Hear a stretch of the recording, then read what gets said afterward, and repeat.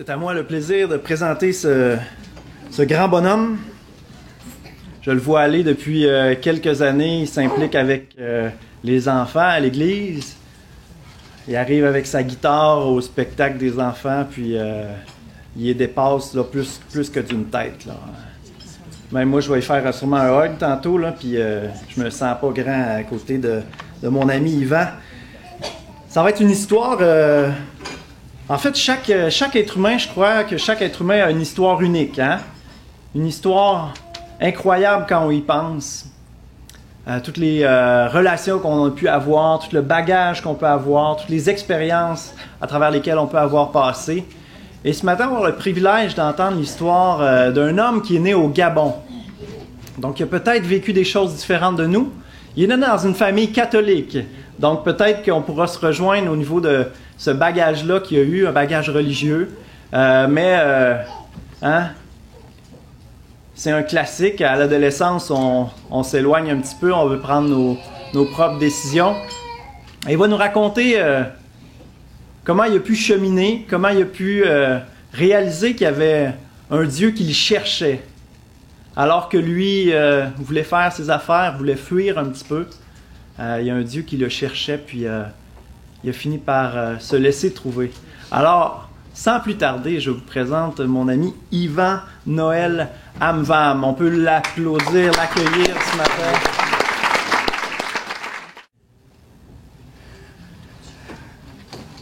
Encore une fois, bonjour à tous. C'est vraiment un privilège pour moi de me trouver devant vous. J'ai pas l'habitude de parler, de prêcher l'Évangile devant plusieurs personnes à la fois. Je préfère généralement les contacts un à un. C'est plus évident. Par contre, quand on a plusieurs personnes, c'est un peu différent. Néanmoins, je prie le Seigneur que l'expérience que j'ai eue, l'expérience de ma conversion et le cheminement avant et après, cela puisse toucher des personnes, que cela puisse faire en sorte que certaines personnes se reconnaissent, ou même si elles ne se reconnaissent pas dedans, qu'elles puissent, réaliser que Dieu également, comme pour moi ça a été le cas, Dieu est à votre recherche. Avant de commencer, je vais essayer d'introduire un chant. Il se passe que je suis chantre également. Ça a été la première chose que j'ai appris à faire avec le Seigneur. Mais comme vous imaginez, c'est dimanche matin, il y a le stress, on vient de manger gras, la voix est un peu froide, j'espère que ça ne sera pas trop rouillé là. Le chant que je vais interpréter, même si ma guitare n'est pas amplifiée, il n'y a aucun problème. Le chant que je vais interpréter, c'est un chant qui a été composé par un couple de chantres, Claude et Julia Payan, pour les chrétiens français, pas francophones, mais pour les chrétiens français. Ils doivent certainement les connaître, c'est deux vieux de la vieille. J'espère qu'ils ne vont pas être choqués le jour où ils verront cela, que je dis ça d'eux, mais je vous aime beaucoup. Ces deux personnes qui ont été très importantes dans ma foi, ce sont des chantres redoutablement bons et leur musique m'a toujours béni. J'espère que ce que je vais interpréter, je vais le faire dignement et surtout que ça va vous bénir, vous. Le titre du chant s'intitule « Béni sois-tu ».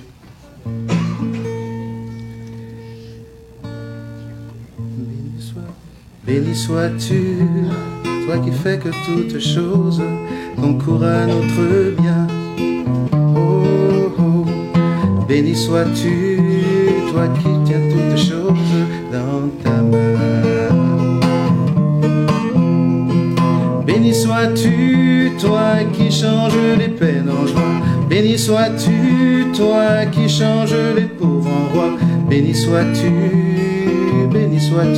Seigneur Jésus.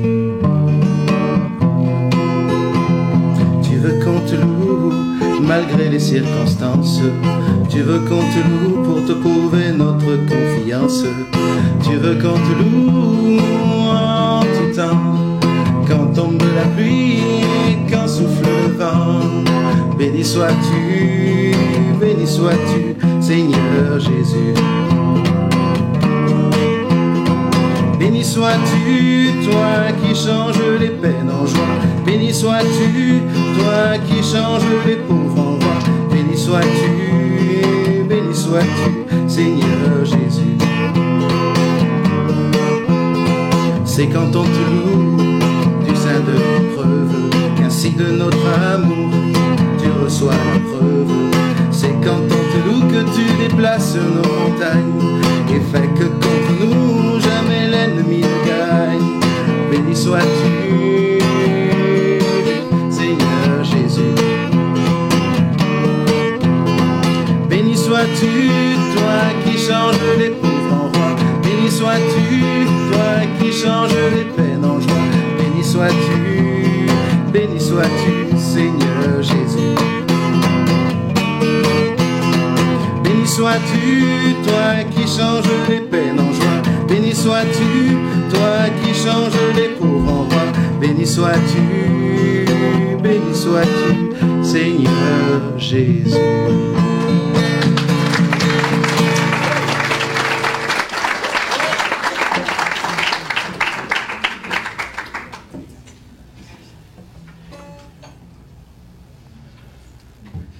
Merci beaucoup.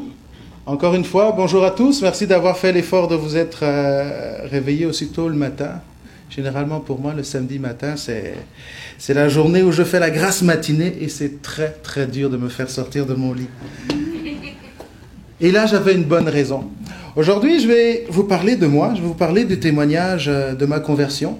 Vous allez découvrir un peu qui est-ce que je suis, de mes 6 pieds 4, là. Qu'est-ce qu'il a de particulier, cet individu un peu basané, là.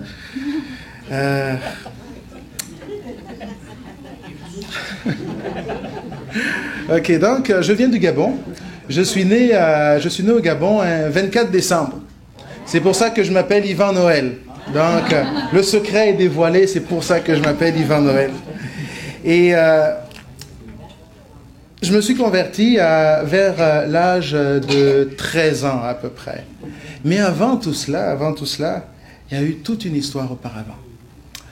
Il paraît que je suis né à 16h, vers 16h à peu près. J'ai cheminé, j'ai grandi, et dans ma famille, en tout, mon père, il a 9 enfants.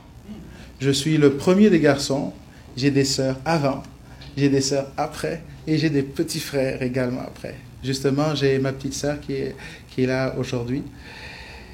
Et la parole que je vais vous apporter, celle de mon témoignage, je vais la considérer un peu comme un évangile. Des fois, je me suis posé la question, pourquoi est-ce qu'il y a plusieurs évangiles? Pourquoi il n'y en a pas eu un qui faisait le tout? Et j'ai un jour compris tout simplement, c'est qu'il y a plusieurs individus qui ont vu Jésus-Christ faire des choses, agir. Alors, ils se sont sentis à un certain moment poussés à écrire, à témoigner de ce qu'ils ont vu. Ils ont dit, ben voilà, moi c'est ce que j'ai vu. Il y a un certain type qui s'appelle Jean qui a fait ça, Marc, Matthieu, et l'autre c'était qui déjà? Luc également, veuillez m'excuser, il y avait Luc également. Aujourd'hui, en fait, moi aussi je vais faire un peu ma petite part, même si ça ne se trouvera pas dans la Bible. Je vais vous apporter ce que j'ai vu et je vais être le témoin. Donc, comme je vous le disais tantôt, je suis né un 24 décembre en 1975 au Gabon. Mon père et ma mère, ils s'aimaient beaucoup et je les aimais beaucoup. Et ils sont toujours vivants, Dieu merci. J'espère qu'ils vont vivre assez longtemps encore. J'ai vécu donc dans une famille religieuse. La première personne qui a vraiment commencé à me mettre au contact de la parole de Dieu, c'est ma grand-mère. On l'appelle affectueusement Mama Ya. Excusez-moi, elle s'appelle Mama Ya, c'est comme ça qu'on l'appelle, mais son véritable prénom, c'est Madeleine. Alors, ma grand-mère était très religieuse, elle est très religieuse toujours, et c'est elle qui a commencé, en tant que fervente catholique, à me dire, mon petit-fils, il faut que tu lises la Bible, ainsi de suite, il faut que tu lises les psaumes. Entendez par là les psaumes. C'est comme ça qu'elle le prononçait. Alors elle me disait, Yvan, il faut que tu les lises, il faut que tu les lises. Mais j'étais tout jeune à l'époque, je me demandais, mais qu'est-ce qu'elle me demande de lire comme ça? Alors elle m'a offert un Nouveau Testament. Et je le lisais. Il y avait des passages qui étaient plutôt bonnes là-dedans, quand David, il disait, trucide mes ennemis, protège-moi, ainsi de suite. On voyait qu'il y avait de la protection là-dedans. Il y avait des passages également beaucoup plus doux, beaucoup plus tendres. Je ne sais pas ce que ça produit en moi, mais je sais juste que c'était un terreau favorable qu'elle avait commencé par semer. Il s'est passé que j'ai continué de grandir et j'ai découvert quelque chose, que j'étais assez sensible à tout ce qui tourne autour du monde occulte. Je n'ai pas pratiqué de magie, rassurez-vous de cela, je n'ai lancé aucun mauvais sort à personne, mais c'est juste que, je ne sais pas, des fois, j'arrivais à ressentir certaines choses plus facilement que d'autres personnes. Il m'arrivait, je me souviens qu'une fois, j'étais encore tout jeune, j'ai gardé la lumière allumée durant toute une nuit, j'ai quasiment pas dormi, parce que j'ai comme senti qu'il y avait quelqu'un ou quelque chose qui était tout près. Je ne savais pas ce que c'était, et j'en avais peur. J'en avais vraiment peur. Une autre fois, en continuant de m'amuser avec mes amis, avec mes frères également, j'ai été mais plutôt j'étais emmené à côtoyer un peu le monde des arts martiaux. C'était l'époque où Bruce Lee, les films de Bruce Lee étaient particulièrement appréciés. Alors j'ai essayé de me mettre là-dedans, j'ai essayé pendant un petit temps de le faire, mais là encore, j'ai senti quelque chose qui m'a rebuté, qui m'a stoppé net. J'étais tout jeune à l'époque, mais je me suis rendu compte, malgré mon ignorance de ces choses, j'ai perçu en fait que dans les arts martiaux, à partir d'un certain niveau, il y avait une composante occulte là-dedans. Donc, je n'y suis pas rentré, je me suis dit non, je préfère être un ignorant dans comment jeter son pied à 3 mètres en l'air et mettre au sol tout le monde. Ce n'est vraiment pas ce que j'ai envie de faire, ça ne m'intéressait vraiment pas. Et donc j'ai grandi comme cela,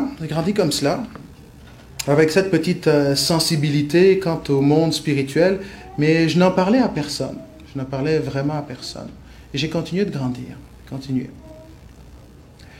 Et plus le temps passait, j'ai eu la ferme conviction à un certain moment qu'il y avait vraiment quelque chose qui me poursuivait. Il y avait vraiment quelque chose qui me poursuivait. Je n'en avais pas trop peur, mais je savais que c'était quelque chose de gros. Je savais que quelque chose un jour allait se passer dans ma vie. Je savais qu'il y avait un vide à combler, mais je n'étais pas capable de mettre la main là-dessus. Il y avait... Même encore aujourd'hui, c'est difficile de le décrire. Simplement que pendant toute ma jeunesse, j'ai perçu ce vide-là. Je me suis demandé, mais qu'est-ce qui se passe? Pourquoi je suis comme ça? C'était rendu au point que, à certains moments, je voyais mes aînés, mes cousins plus âgés que moi, qui avaient déjà plus d'une dizaine d'années, je les voyais grandir. Et je disais, punaise, je ne veux vraiment pas leur ressembler du tout. Il y a quelque chose en eux qui ne me plaît pas. Je ne sais pas, j'étais tout jeune à l'époque, mais le besoin de quelque chose de plus grand était déjà là. Ce besoin de rencontre, du moins d'avoir quelque chose, ou bien qu'il y a certainement quelque chose de plus grand, de plus puissant, de mieux, de meilleur que ce que je vois, cela était déjà en moi depuis tout jeune. Mais ça ne m'empêchait pas pareil de faire mes mauvais coups, ça ne m'empêchait pas pareil de faire mes mauvais coups. On vit sa vie, on est avec tout le monde, mais quand même quand on est seul, on est face à sa réalité. Et cette réalité, on ne peut pas y échapper. Dieu est à notre recherche depuis le jour de notre naissance. C'est pour ça qu'à certains moments, on ne veut pas se livrer à certaines choses. On ne veut pas se jeter complètement dans certaines choses. C'est comme s'il y a une retenue, quelque chose ou quelqu'un nous retient. On se demande qu'est-ce qui se passe, mais il y a Dieu qui est là. Mais je ne le savais pas. J'avançais et je continuais d'avancer tout le temps comme cela. Quand je suis devenu préado, j'ai commencé par prendre une tangente un peu dangereuse, disons. J'ai eu des amis qui n'étaient pas très chrétiens et des fois il y a eu des actes qu'on a posés qui étaient assez dommageables quand même. Mais Dieu merci, mes parents n'en sont pas au courant et vous ne serez pas au courant aussi. Je vous dis juste qu'il y a eu des affaires bizarres qui se sont vraiment passées. Et durant cette phase préado, c'était vraiment là le temps de la rébellion.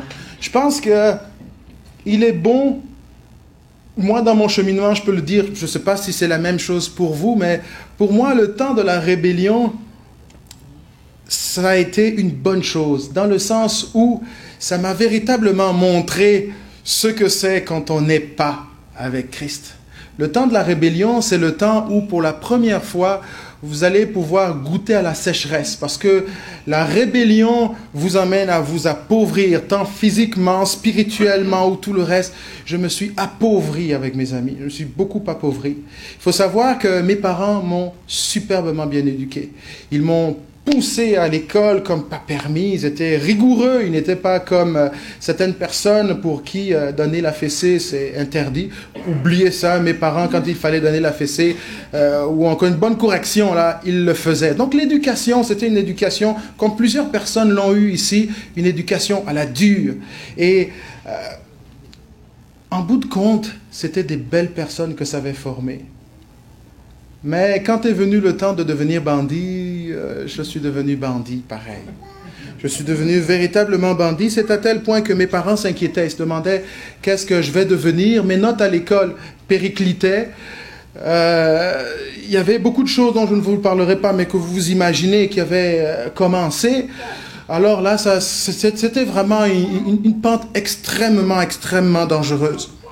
J'ai préféré même dans mes notes ne même pas mettre beaucoup de détails là-dessus parce que je veux pas trop me souvenir de cela. À un certain moment dans la vie, je disais, le temps de rébellion, il est bon. Pourquoi? Parce que c'est quand on a touché le fond du baril qu'on prend pied et qu'on peut peut-être sauter pour aller vers quelque chose de meilleur. On remonte à la surface. Comment est-ce que ma conversion est intervenue? C'est la partie la plus formidable dont je me souviendrai toujours. J'avais 13 ans et je revenais du bureau de ma mère. Et je me suis dit, je ne vais pas rester avec elle tout le temps, elle est en train de travailler, moi j'ai déjà terminé l'école, je vais aller me balader en bas. En descendant, j'ai trouvé 2 de mes collègues qui étaient dans la même classe que moi. Un s'appelait Dieudonné et l'autre Pascal. Il n'y avait aucun mal à ce que 2 élèves de ma classe se mettent à parler ensemble. Mais ce qu'il y a de terrible dans cette affaire, c'était que Dieudonné, c'était le gars le plus calme de la classe, qui parlait jamais. Et Pascal, c'était le bandit de la classe, celui qui parlait tout le temps. Je me suis dit, mais qu'est-ce que 2 personnes avec des caractères aussi différents, opposés, ont à se dire? Je connaissais qui était Pascal, et c'était un grand ami à moi, et il le demeure toujours, mais c'était vraiment un bon bandit. Par contre, Dieudonné, lui, c'était complètement le contraire. Alors là, ça m'a intrigué. Je suis passé, je les vois parler, je les salue, je dis « Ah, salut les gars !» Alors, ils sont en train de jaser. Je vais quelque part, je fais ma petite balade. J'ai mis peut-être une vingtaine de minutes en train de faire ma petite balade, et je repasse par là où ils étaient, et je les vois encore en train de parler. J'ai dit, non, ça ne va pas se passer comme ça. Je ne peux pas comprendre que 2 personnes aussi différentes se mettent à jaser ensemble. De quoi est-ce qu'elles vont se mettre à parler comme ça? C'est quoi cette affaire? Ça a vraiment piqué ma curiosité. Alors, de manière impolie, là, je me suis rapproché, mais j'aurais dit, mais faites comme si j'étais pas là. Je veux juste entendre de quoi est-ce que vous êtes en train de parler. Mon ami Dieudonné, il était mon ami, il est devenu mon ami, mais Dieudonné et mon ami Pascal, ils ont arrêté de parler. Du moins, j'ai perçu que c'était Dieudonné qui parlait. Je me suis dit, quoi? C'est même pas le bandit qui parle, c'est le calme. Alors là, ça a encore plus aiguisé mon attention. Et je suis là, je dis, mais vas-y Dieudonné, ne te gêne pas. Alors, il a pris son courage à 2 mains, ou bien je ne sais pas, en tout cas, il a recommencé à parler. Je vous assure, mes frères, mes sœurs et les amis qui sont invités, ce n'était pas la première fois que j'entende parler du Seigneur Jésus. Ce n'était pas la première fois. Mais quand j'ai écouté l'évangile qui a été apporté par mon ami Dieudonné, qui est devenu mon meilleur ami, ce jour-là, tout a changé. Si vous avez déjà connu l'impression que, du moins ressenti, ce que ça fait quand vous êtes tout tranquille dans votre maison et tout d'un coup, un avion de chasse passe au-dessus de la maison et claque, c'est ça qui s'est passé dans ma tête complètement. C'est vous dire comment j'ai été impressionné émerveillé, ébloui par cet évangile que j'ai reçu, là, cette parole de Dieu que j'ai reçue. Là, vous vous demandez, mais t'as entendu quoi? Il a dit quoi? Yvan, dis-nous. Ben, je vais vous le dire. Il faut d'abord comprendre que, comment dire, souvent dans notre éducation, on devient très rapidement rationnel et cartésien. Ça fait donc que quand quelqu'un vient juste vous dire « Jésus t'aime, je vous assure, la plupart du temps, ça ne touche pas le cœur de quelqu'un. Ce qui touche le cœur de quelqu'un, c'est le cœur de quelqu'un. Si quelqu'un parle avec le cœur, alors l'autre cœur de l'autre côté va recevoir le message. Mais si c'est uniquement le cerveau qui s'occupe de parler au cœur, vous inquiétez pas, ils ne sont pas du tout sur la même ligne, ne sont pas sur la même fréquence, c'est pas le même distributeur de cellulaire là, c'est pas du tout la même chose. Donc, alors, ce jour-là, Dieudonné s'est mis à parler et il a présenté l'évangile d'une manière que je n'oublierai jamais. Comme je vous ai dit, dans mon témoignage, un tout petit peu, là, je suis passé brièvement, je disais que j'étais sensible à certaines choses, j'avais l'impression d'être pourchassé par Dieu. J'avais l'impression d'être recherché. J'avais l'impression que quelque chose de grand, de gros, de très fort, de puissant était à ma recherche. Alors ce jour-là, quand Dieudonné a ouvert la bouche, il a présenté l'évangile de la manière suivante. Il a présenté le Seigneur Jésus-Christ venant sur son cheval blanc. Pas tout seul, il avait une armée avec lui.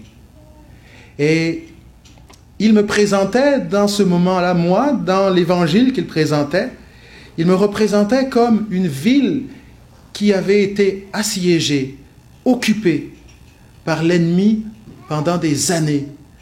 Et l'ennemi s'est tellement bien imposé dans cette ville, dans ce cœur, que c'était rendu normal. Mais pareil, ce n'était pas la place de cet envahisseur. Il devait être chassé pareil, mais je m'y étais habitué. Et ce Jésus-Christ, quand il est venu de manière triomphale sur son cheval blanc, avec toute son armée d'anges, quasiment quand il parlait, je peux vous assurer, mes amis, aujourd'hui, que quasiment je le voyais de mes propres yeux. Je voyais comme un prince, un roi qui vient avec toute son armée. Je ne sais pas si vous avez déjà suivi Le Seigneur des Anneaux. Moi, j'ai beaucoup apprécié le film. Il y a des images là-dedans qui m'ont rappelé certaines choses. Alors donc, on voyait cette armée qui venait et qui venait me délivrer. Alors je dis, waouh! Donc, je suis important aux yeux de Dieu à ce point.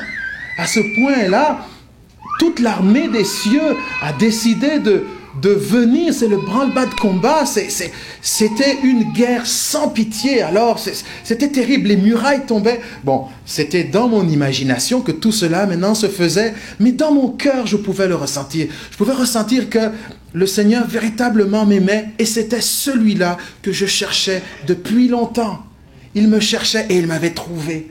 Alors, moi aussi, je lui facilitais le chemin, j'écoutais la parole de Dieu, j'étais de plus en plus réceptif, c'était vraiment, vraiment fabuleux. Alors, mon ami Dieudonné, il s'est mis à parler pendant près d'1 heure. Ma mère a dû m'attendre dans son bureau, c'était l'heure où elle aussi avait terminé de travailler. Elle a dû m'attendre, mais ce jour-là, je ne suis pas rentré. J'ai écouté l'évangile, je l'ai écouté. Je l'ai écouté au point que j'ai su ce jour-là que véritablement, c'est ce Dieu-là que je veux. Ce n'est pas le Jésus-Christ, du moins le Jésus des fois que l'on présente qui n'est pas capable de faire quoi que ce soit. Un Jésus pour qui la seule présentation se limite à « Jésus t'aime ». Non, c'était véritablement un Jésus puissant. Celui-là, il était vivant, il n'était plus sur la croix. Il était sur un cheval blanc, il était glorieux et il venait pour moi. Et il s'est battu jusqu'au bout. Toutes les mauvaises habitudes, il les a prises et les a enlevées. Et même si par la suite il y avait encore des problèmes, eh bien ce roi s'était installé dans la ville et il était en train de détruire les dernières résistances.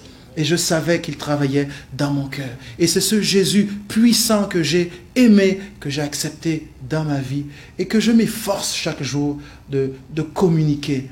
Je ne peux pas communiquer un Jésus qui ne fait rien, un Jésus malade, un Jésus qui renvoie vers d'autres personnes pour être sauvé, pour être guéri, pour être... Non, non, c'est pas ce que j'ai connu. J'ai connu un Jésus ressuscité et avec lui, je suis ressuscité également. Avec lui, j'ai été délivré de la vie que j'avais auparavant. Avec lui, j'ai été délivré de mes craintes. Et c'est ce Jésus-là que j'aime. Par la suite, après ce temps, parce qu'il ne faut pas se voiler la face, la vie continue pareil. La vie continue, on est chrétien, certes, on a accepté Jésus-Christ dans notre vie, on a entendu une parole qui a bouleversé et chamboulé nos vies. Mais je vais juste rappeler à votre mémoire quelque chose. Nous, peut-être, nous n'avons peut-être pas Jésus-Christ physiquement avec nous, mais certaines personnes ont eu Jésus-Christ avec eux, physiquement, pendant près de 33 ans. Ils l'ont connu, ils ont vu des miracles. Et la vie de ces personnes n'a pourtant pas changé du tout. Je vous assure, c'est une réalité. On peut avoir Jésus-Christ juste à côté de nous, il fait des miracles, et ça ne change absolument rien à nos vies. Tout n'est qu'une question de décision et de foi. Qu'est-ce que je fais avec ce beau cadeau que Dieu m'a donné? Qu'est-ce que je fais? Est-ce que je continue? Ou bien comme quelqu'un qui vient de recevoir un trésor, je dilapide jusqu'à ce qu'il n'y en ait plus, et après je recommence ma vie d'avant. Alors, ce qui s'est passé, c'est que le Seigneur rentre dans notre vie comme ça, et c'est tout un chamboulement quand même. Tout d'un coup, certaines choses que l'on faisait auparavant, on ne les fait plus. Pour nous encore ça passe, mais pour notre entourage, comment est-ce qu'ils vont le prendre? Notre entourage va peut-être mal réagir. Est-ce que ça ne va pas entraîner des disputes avec les parents? Mes parents étaient catholiques, ma grand-mère, elle était catholique. Alors, tout d'un coup, je me retrouve dans une situation où je n'adhère même plus au type de foi qu'elle voulait que j'aie.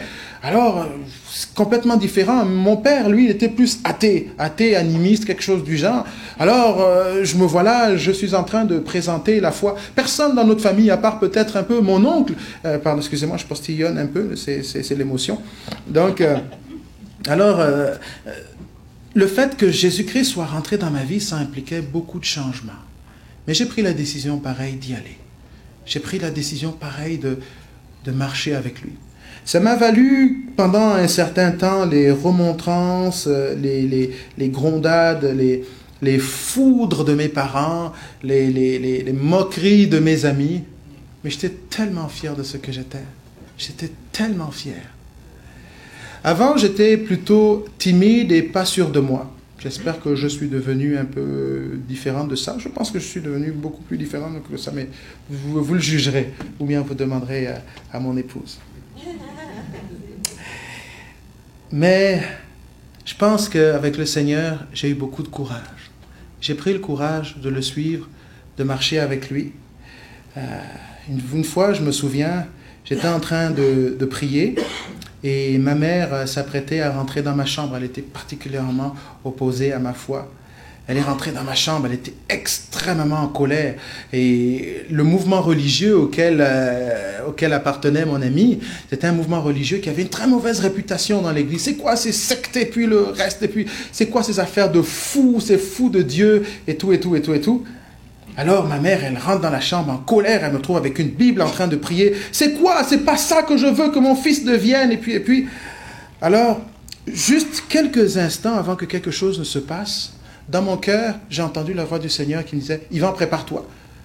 Ensuite, qu'est-ce qui se passe? Alors la voix insistait « Yvan, prépare-toi, mets rapidement tes mains sur ta poitrine, rapidement, croise-les ». Au moment où je les croisais, ma mère m'appliquait un de ces coups d'une de ces violents sur la poitrine. Dieu merci que j'avais les mains croisées.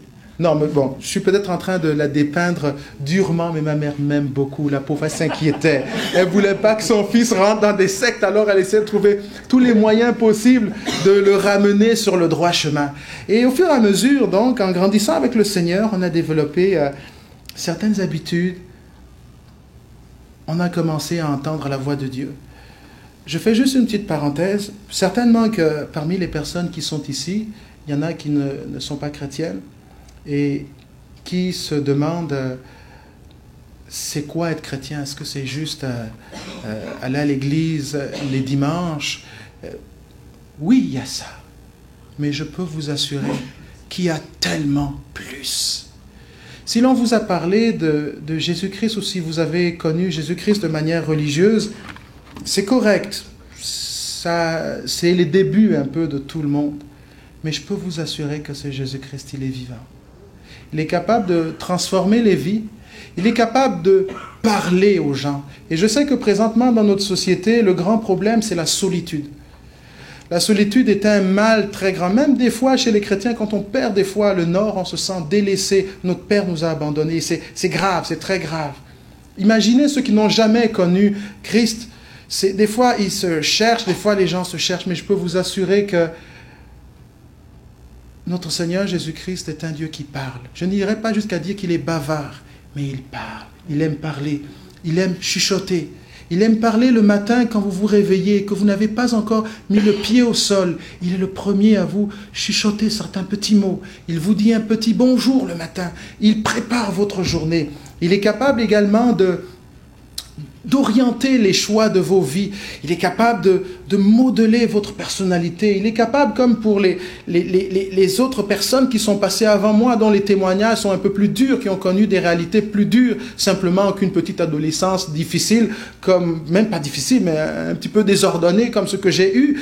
Il est capable de changer les pires des bandits. Moi, personnellement, je n'ai peut-être pas vécu ça, mais j'ai expérimenté quelque chose dans ma vie. Dieu était capable, et a été capable, et il continue encore de me changer au fur et à mesure. Et ce n'est pas une relation de Dieu est au ciel et moi je suis ici sur la terre. C'est véritablement une relation de, je dis père ou papa tout simplement. Et il répond, mon fils. Je l'appelle par son nom et il me répond par mon nom. C'est ce Dieu-là que je veux. Et c'est ce Dieu que j'ai décidé d'aimer et de suivre jusqu'au bout.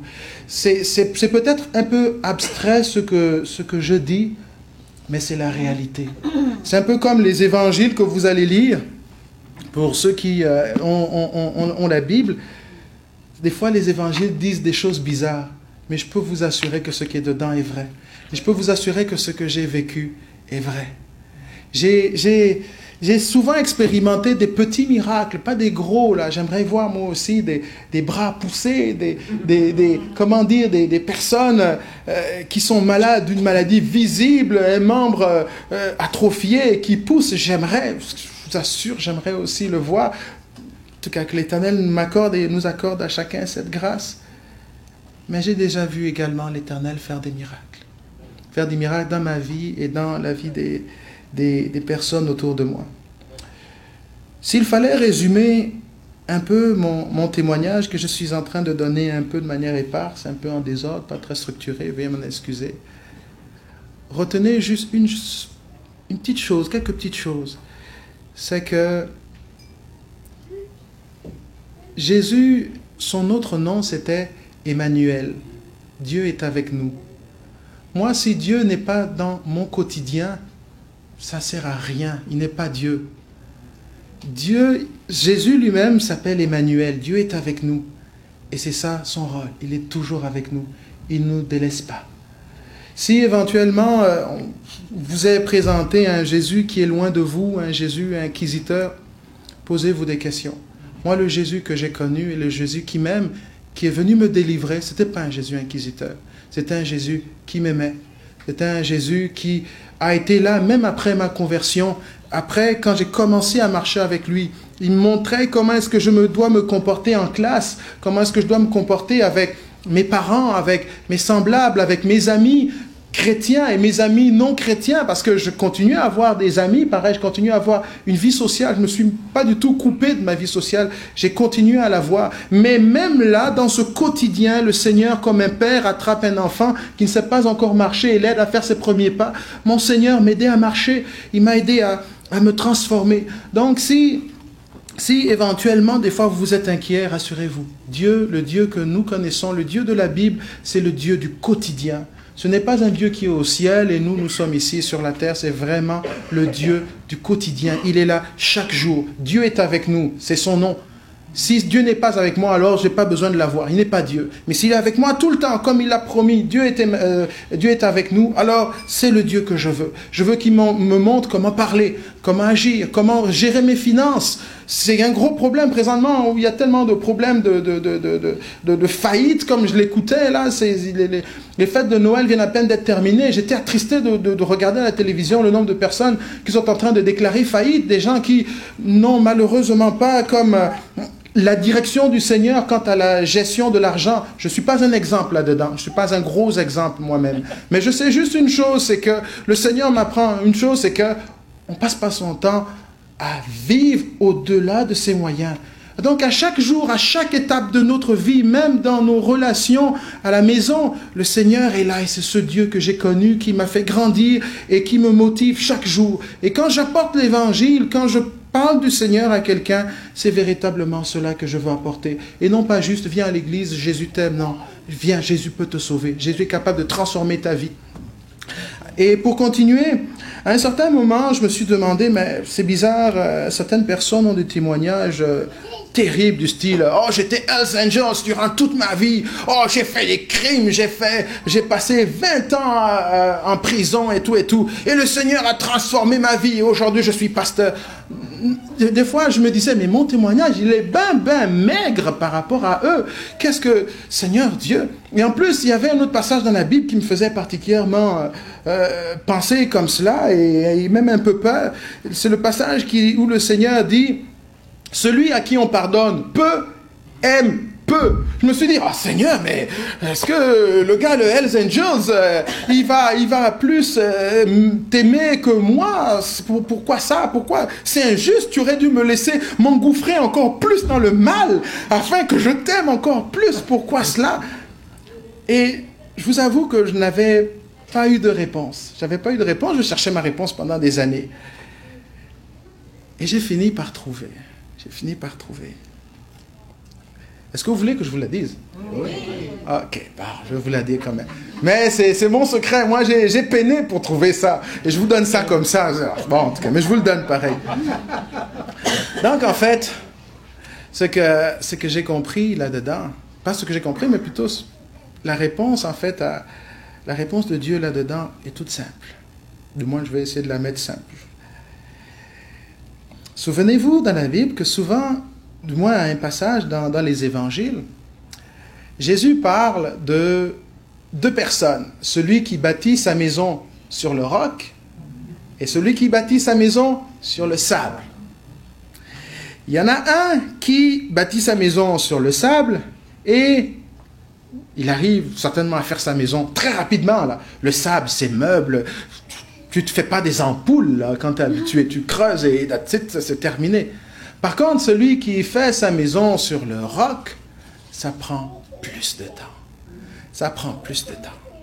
Et le Seigneur attirait mon attention en me disant, Yvan, je n'ai pas voulu te laisser vivre tel genre de difficulté et rentrer aussi loin dans le péché, mais ce n'est pas pour autant que tu m'aimes moins.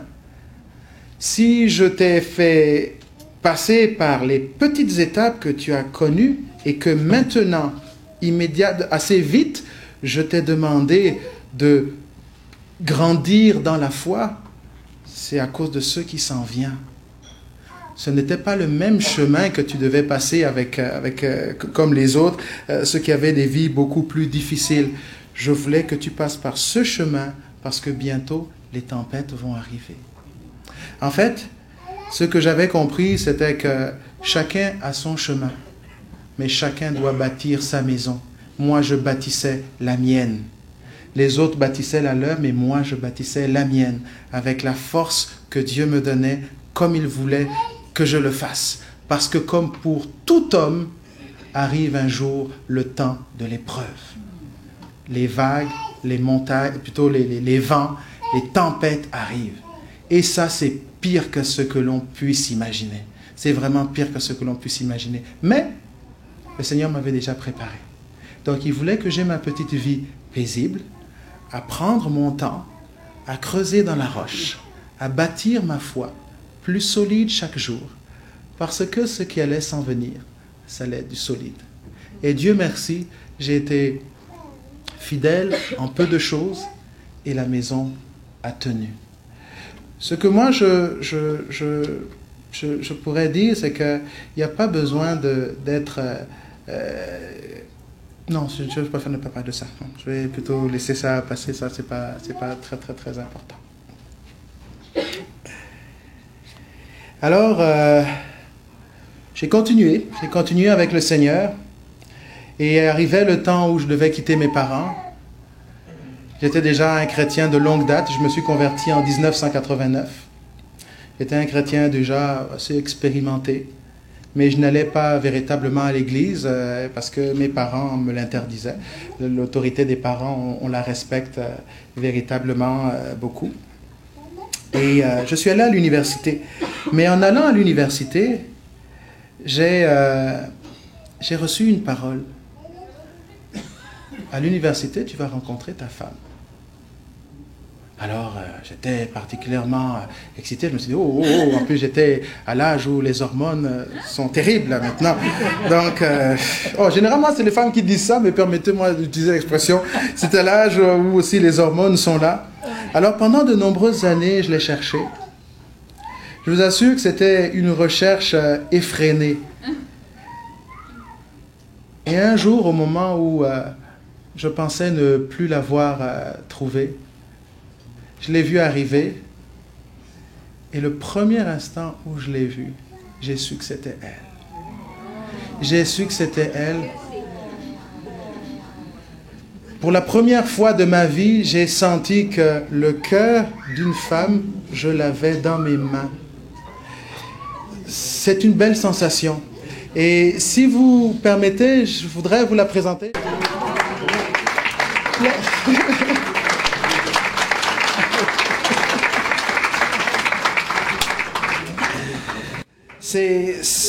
Ça a été l'un des moments marquants également de ma vie avec le Seigneur, parce que c'est quand je l'ai rencontrée, avec elle, j'ai commencé à comprendre certaines facettes de la Bible.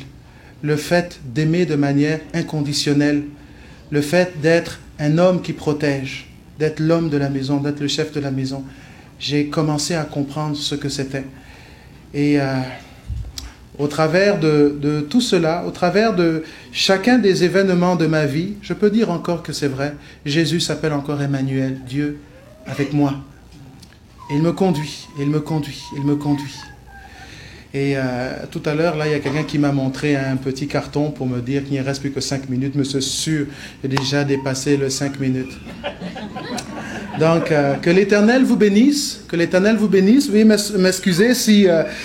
dans mon témoignage, je suis un peu allé à gauche et à droite. Mais retenez juste une seule chose. Dieu est avec nous. C'est la chose la plus importante. Amen. Que l'Éternel vous bénisse.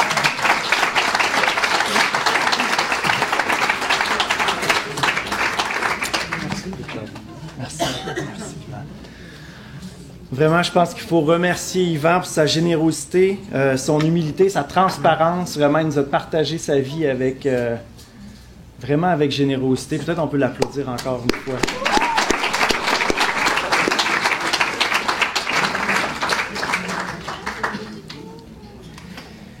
Yvan nous dit que Dieu est là dans toutes les saisons de nos vies, à travers toutes les étapes qu'il a vécues depuis l'âge de 13 ans. Il a expérimenté que Dieu était là. Puis, je suis certain que tout le monde ici, on se dit, moi aussi, je voudrais que Dieu soit là dans toutes les étapes de ma vie. Mais sachez que la première étape, c'est de le rencontrer, d'être réconcilié avec Dieu, d'accepter le fait que c'est à notre place que Jésus est mort sur la croix, puis c'est à cause de ce que lui a fait que notre dette est payée. Par rapport à Dieu, on a tous été imparfaits, on a tous fui Dieu, on a tous été indifférents vis-à-vis de Dieu. Puis on mérite pas de l'avoir dans notre vie. Lui, il est là, mais nous, on est partis, nous, on a fui. Puis c'est à cause de ce que Jésus a fait à la croix que la facture est payée. Qu'on n'a pas allé en prison, la dette a été payée, on a été rachetés, La caution a été payée. On peut le dire de toutes sortes de façons. Bref, Jésus est mort à notre place. Et quand on se présente au pied de la croix, puis on lui amène notre fardeau, qu'on lui amène toutes les raisons pour lesquelles on ne devrait pas avoir accès à Dieu, toutes les raisons, tout ce qui nous empêche de nous approcher de Dieu, le fardeau qu'on traîne. Quand on remet ça au pied de la croix, c'est là qu'il nous donne des ailes puis qu'on peut s'envoler, parce que le Seigneur est là avec nous. À travers toutes les saisons de nos vies, le Seigneur va nous transformer, le Seigneur va nous parler.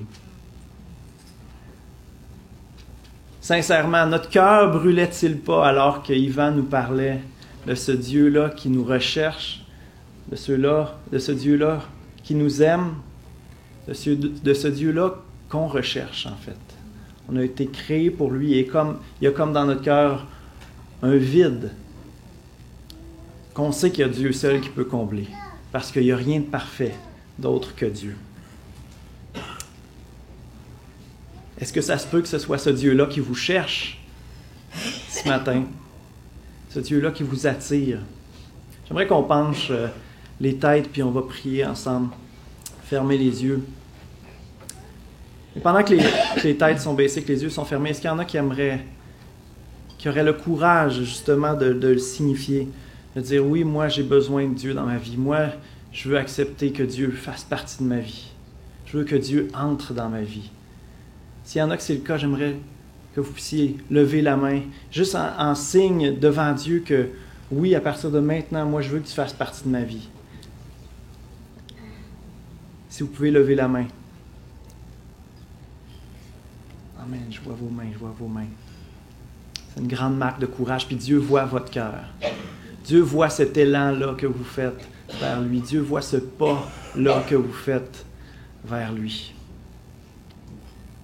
Merci, ô Dieu, de nous attirer à toi. Merci de nous chercher. Seigneur, on te demande pardon d'avoir fui aussi longtemps, alors que toi, tu nous aimais parfaitement. Seigneur, c'est fou. On a de la misère à comprendre comment tu as pu mourir pour nous alors que nous, on était indifférents vis-à-vis de toi, alors que nous, on était dans la rébellion. Et Seigneur, on accepte cette bonne nouvelle. On accepte cette folie que tu as, Seigneur. Cette grâce que tu nous fais. Cet amour immérité que tu veux nous donner. Ce matin, Seigneur, on t'ouvre nos cœurs, puis on te laisse entrer. Amen. Je vous demanderai de répéter avec moi, on va rester dans une attitude de prière, puis je vais juste vous guider dans une prière, puis on va tous répéter ensemble cette prière.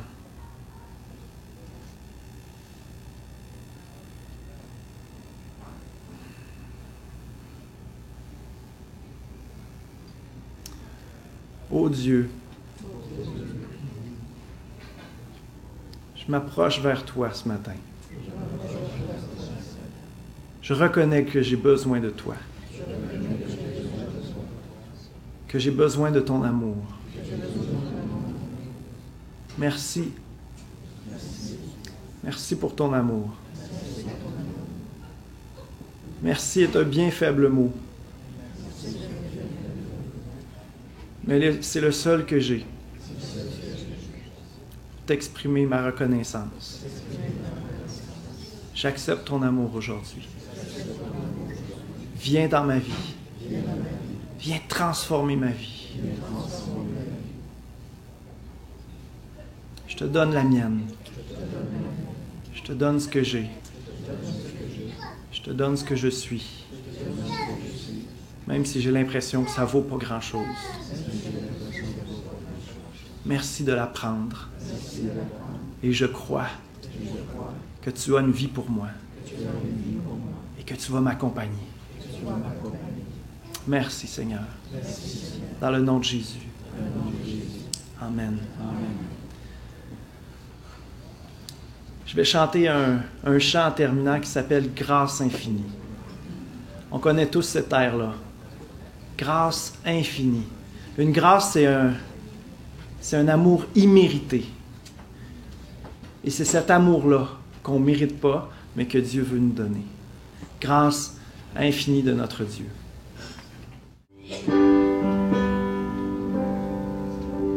Grâce infinie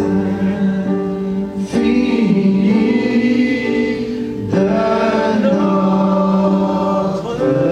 Dieu, qui un jour m'a sauvé.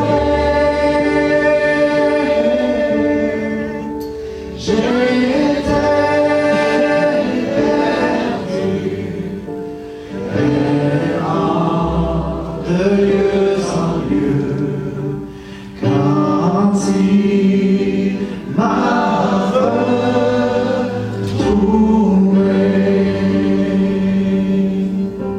Mes épreuves, dans mes épreuves et mes labeurs, suffisante est sa grâce. Je peux toujours compter sur sa faveur à chacun qui passe. Grâce infinie, grâce infinie de notre Dieu, qui un jour m'a sauvé.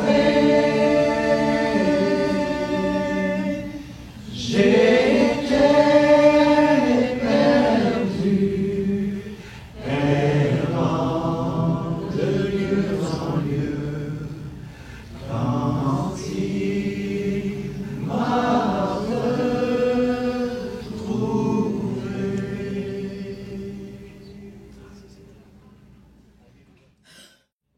Merci Seigneur pour ta grâce. Merci pour ton amour. Je te prie, Saint-Esprit, toi, l'Esprit de Christ, toi qui l'as ressuscité entre les morts, je te prie que tu puisses venir dans les cœurs qui sont ouverts ce matin. C'est toi qui fais toute la différence, Seigneur. Non, c'est pas juste une expérience intellectuelle, c'est pas juste une nouvelle philosophie, c'est pas juste une nouvelle compréhension, mais c'est une expérimentation d'une relation avec toi, Seigneur. Et je te prie que par ton esprit, tu viennes dans les cœurs, Seigneur, et confirmer à chacun des cœurs qui sont ici qu'on est des enfants de Dieu, des fils et des filles que tu chéris, que tu aimes, avec qui tu veux marcher et que tu veux guider dans une vie abondante, une vie riche, une vie qui est vraie, une vie avec toi. Merci, ô Dieu, que tu accomplis ce miracle encore aujourd'hui. Je te remercie d'avance, Seigneur, qu'on va pouvoir se réjouir de ce que tu vas faire dans la vie des personnes qui sont ici ce matin. Et tout ça pour la gloire de ton nom, Seigneur Jésus. Amen. Amen. Amen. Amen. On peut donner une main d'applaudissement au Dieu qui sauve encore aujourd'hui. Amen.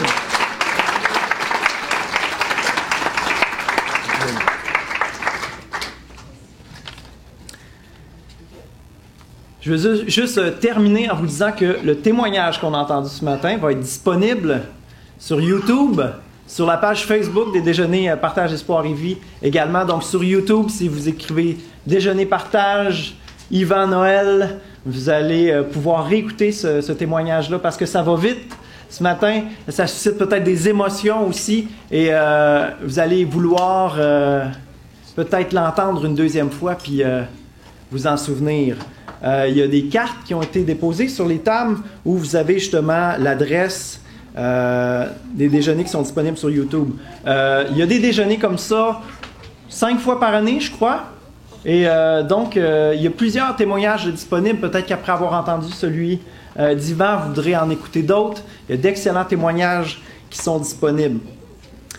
Je crois que c'est tout. C'est tout pour ce matin. C'est déjà beaucoup. Hein? Je pense qu'il faut prendre ça, puis le chérir dans nos cœurs, le garder dans le fond de nos cœurs. C'est une semence qui est là. C'est une semence qui est là, qui est appelée à grandir, et qu'il faut protéger, qu'il faut arroser. Et ça va grandir et ça va prendre la place dans nos vies. Et c'est l'esprit de vie qui est là. C'est un esprit qui donne la vie, qui donne la paix, qui est rempli d'amour. On a pu entendre comment ça a fait la différence dans la vie de Yvan. Lui qui avait besoin de protection, lui qui était timide, Dieu a fait de lui un homme qui est capable de protéger les gens autour de lui. Et Dieu peut aussi faire la différence dans vos vies. Alors, on vous remercie d'avoir été là en grand nombre. Franchement, ça prend du courage pour venir à un événement comme ça. Et j'espère que vous avez apprécié. J'espère qu'on va vous revoir au prochain déjeuner. Il y a aussi des invitations qui sont disponibles. C'est Marianne Boivin qui va donner son déjeuner le 5 mai prochain. 9 mai prochain. Alors, ce sera un rendez-vous. Vous êtes les bienvenus. Encore une fois, alors, bonne fin de journée à tous. Au plaisir de vous revoir. Prenez le temps de discuter. Bonne fin de journée. Merci.